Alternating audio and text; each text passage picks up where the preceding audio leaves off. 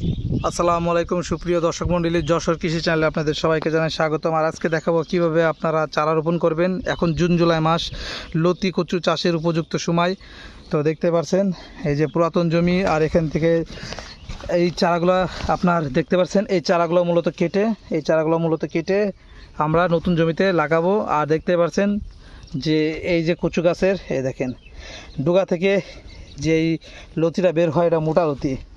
আর এই যে ফুলগুলো এখন আসার সময়, আর ফুল আসলে এই গাছ থেকে আমরা লতি পাবো না। সেই ক্ষেত্রে আমরা কি করি, এই ফুলগুলো কেটে বিক্রয় করে দিই 15 টাকা 20 টাকা কেজি ধরে, এবং এই লকগুলো আমরা বিক্রি করে দিই।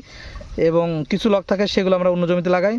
এবং এই চারাগুলো এই যে দেখতে পাচ্ছেন সাইডের জমিগুলো দেখায়, এই জমিতে লাগানো হচ্ছে, এই যে দেখেন।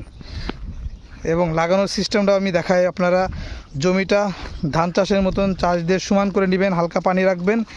এবং যে চারাগুলো এই যে নেওয়া হয়েছে, এই যে দেখুন, এই চারাগুলা মূলত এই জমিতে লাগানো হবে।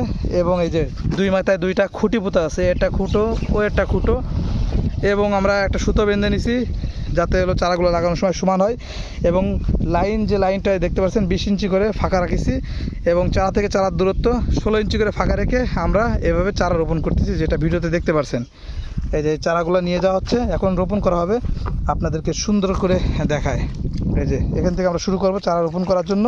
তো এই যে নিয়ে যাওয়া হচ্ছে খুঁটোগুলো। এখন আমরা ওই মাথার খুঁটোটা উঠাবো, এই মাথার খুঁটোটা উঠাবো, উঠে আবার সরিয়ে দেবো 20 ইঞ্চি করে ফাঁক রেখে। এই যে পাটকাঠিটা দেখতে পাচ্ছেন, এই যে পাটকাঠির মাপ দেওয়া আছে 20 ইঞ্চির, এই মাথা এই পাটকাঠির মাপটা নিয়ে আমরা এই খুঁটো এই মাথা থেকে এভাবে সরিয়ে আমরা জাস্ট লাগাবো।